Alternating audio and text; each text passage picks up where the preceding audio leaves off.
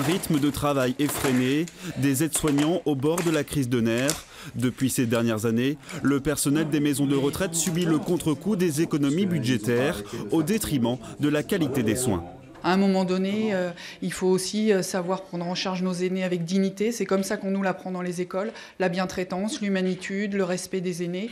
Et aujourd'hui, sur le terrain, on ne peut plus faire ça. On n'y arrive plus, on court contre la montre.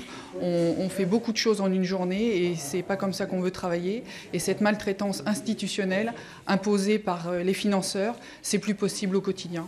Des baisses de dotation budgétaire qui ne tombent pas au meilleur moment. L'an dernier, la maison de retraite de Lyon a déjà perdu 12 équivalents temps plein. La baisse de moyens se traduit automatiquement par une baisse d'effectifs.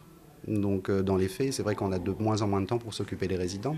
Aujourd'hui, une structure comme la mienne, en fait, je tourne avec 5 soignants le matin pour 83 résidents. Bon, 5 soignants plus une infirmière, bien sûr.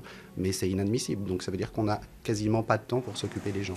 De leur côté, certains résidents ont décidé eux aussi de se mettre en grève pour soutenir le personnel soignant. On voit que le personnel a vraiment du mal. C'est vrai que ça nous fait de la peine, nous les résidents, parce que on les voit courir, et puis satisfaire. Quand les sonnettes sonnent, vous savez, dans nos établissements, c'est l'appel, c'est la sonnerie. Et ça y est, on court, on va à droite, on va à gauche. Donc on le sent continuellement.